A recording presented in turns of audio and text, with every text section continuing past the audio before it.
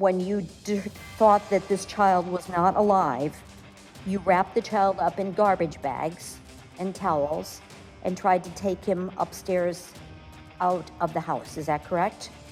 A now convicted killer lays out the gruesome details in the murder of his 5-year-old neighbor, who he viciously beat to death when the boy came over to play video games. But the child began whimpering when you got outside the house. Is that correct as well? Yes. And when the child started to whimper, you picked up a large cement flower pot and dropped it on his head.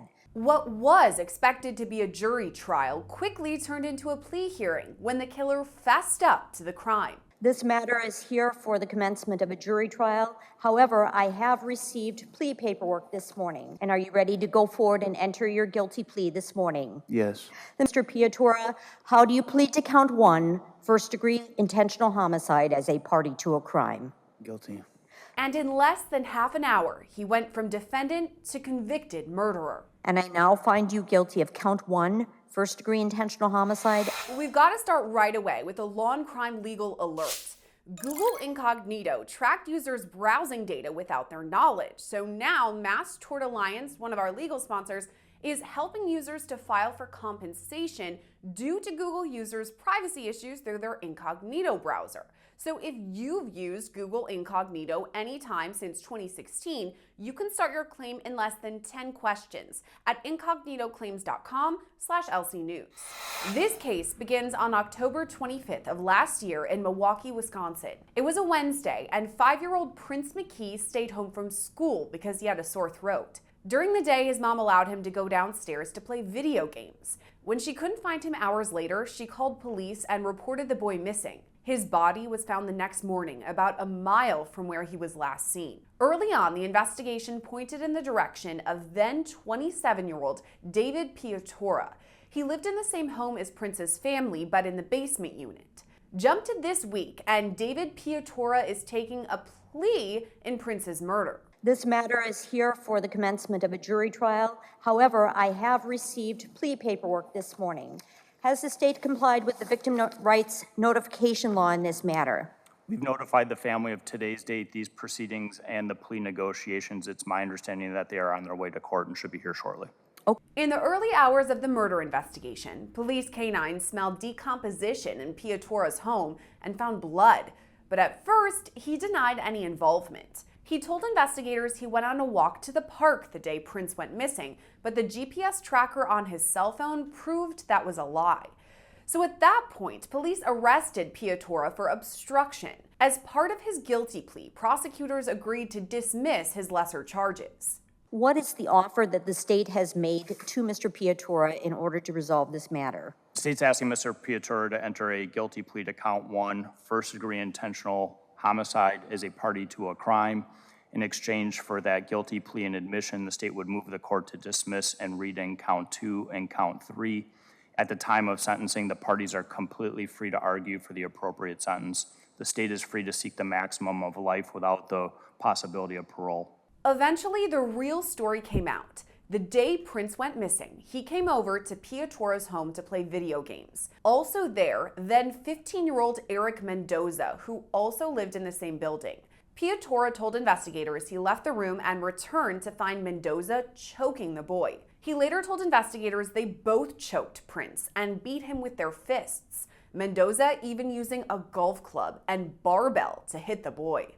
These gruesome details were all discussed at Pietura's sentencing hearing. As a party to a crime, you did cause the death of Prince McCree, who was born on December 23rd of 2017, who is another human being with intent to kill that person. So this case dates back to Wednesday, October 25th of 2023 at the address of 2411 North 54th Street in the city and county of Milwaukee, state of Wisconsin.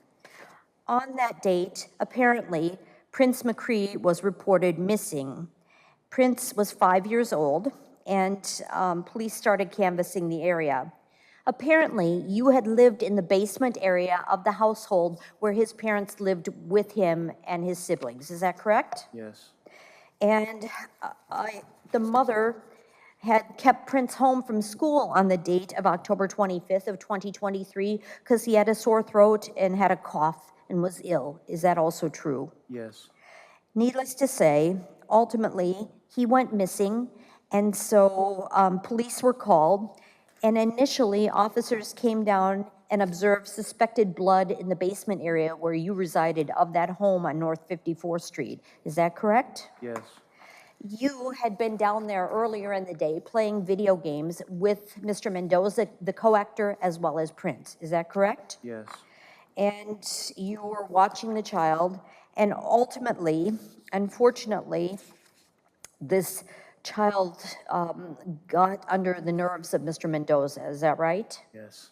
And Mr. Mendoza started to beat on this poor little boy. Is that correct? That is correct. And he used a golf club initially to hit this poor child. Is that correct? Yes. And then the child, apparently, you thought that the child was dying. So you and Mr. Mendoza duct taped his arms together. Is that correct? Yes. After all this, Pietura and Mendoza wrapped Prince in duct tape and garbage bags. They were seen on surveillance video near a dumpster where the boy's body was eventually recovered. And you tried to wipe up the blood using towels and other materials. Is that correct? Yes.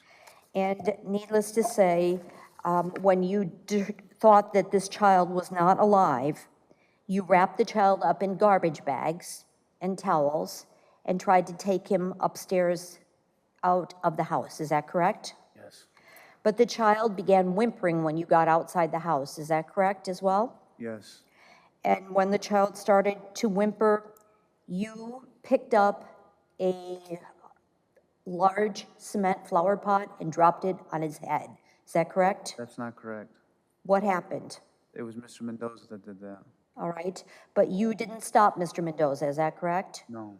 And in fact, you had actually admitted to police, though, that you had been striking the child as well. Is that true? Yes.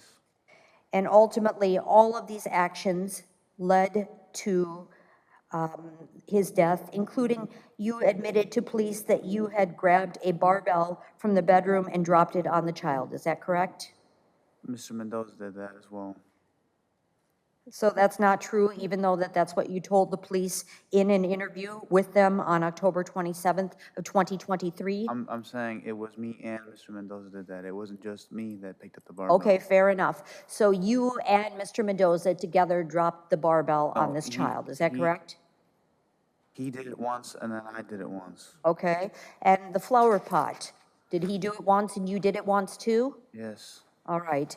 As a result of these intentional actions by you and Mr. Mendoza, unfortunately, poor Prince McCree died. Is that correct? That is correct. And you and Mr. Mendoza then carried the body to behind a restaurant and dumped it in a dumpster. Is that true?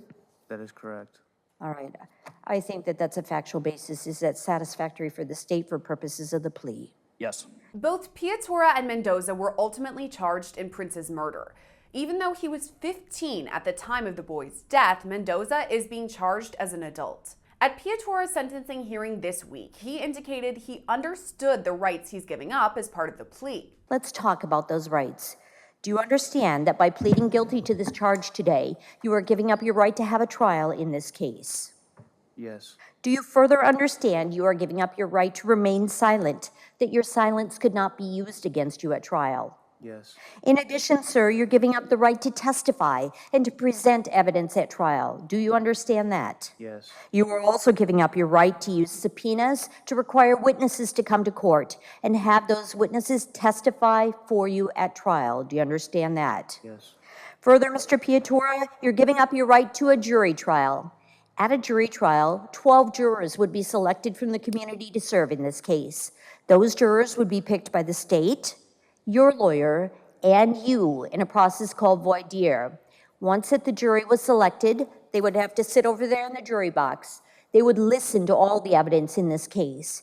And then the jurors would have to agree unanimously that the state met their burden of proof as to each and every element of the offense charged before you could be found guilty of this crime.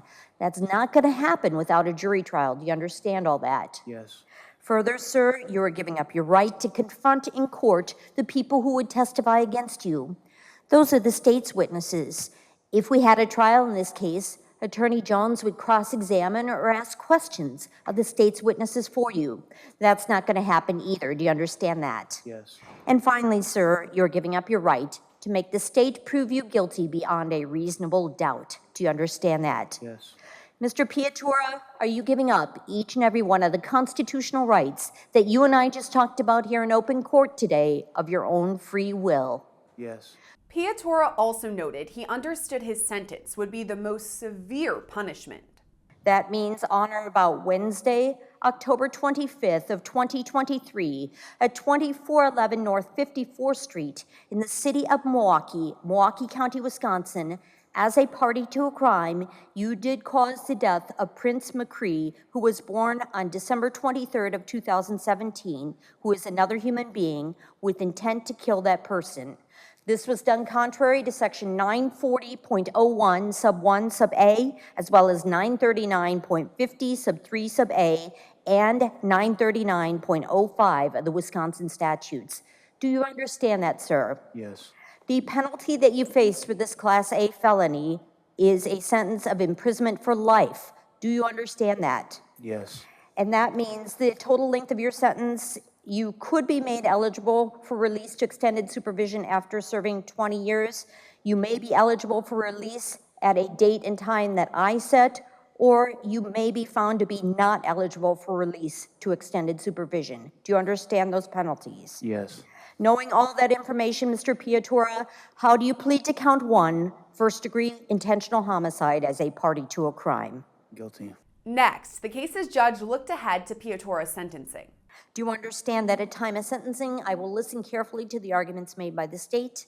If the victim's family wishes to make a statement or submit victim impact statements, I will listen to what they say. Then I'm going to listen carefully to the arguments made by Attorney Jones on your behalf. And finally, if you wish to make a statement, I will listen to your allocution as well. Do you understand that? Yes. Ultimately, though, despite the good sentencing arguments by the lawyers and the good statements by you and everybody else, it is still up to me, the court, to decide what the sentence will be in this case, including I could consider up to the maximum possible penalty provided by law in this case, which is life without parole. Do you understand that? Yes. And with that, Pietura's guilty plea was accepted. The court now finds that Mr. Pietura is making his guilty plea here in court today freely, voluntarily, intelligently, and knowingly. Mr. Pietura understands the elements of the crime charged. He also knows the facts that support each element. He is fully aware of each of the constitutional rights he is waiving by virtue of the entry of his guilty plea today. And finally, he also knows the maximum possible sentence that he faces upon conviction for this crime. So, Mr. Pietura, I am going to accept your guilty plea, and I now find you guilty of count 1, first-degree intentional homicide as a party to a crime, as charged in the criminal complaint and information in Milwaukee County case number 23, CF 4961. I hereby adjudge you convicted of this crime on today's date, and I order judgment of conviction entered into the record.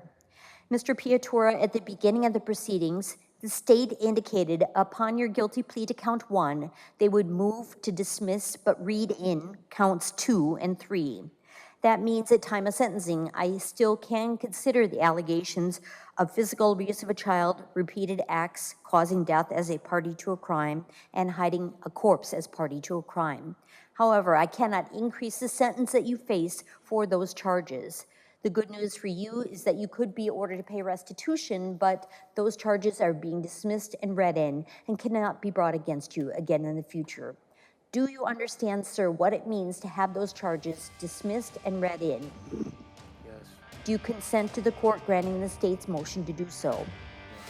Pietura is due back in court on July 26th to learn his fate. Both he and Prince's family are expected to speak at the hearing.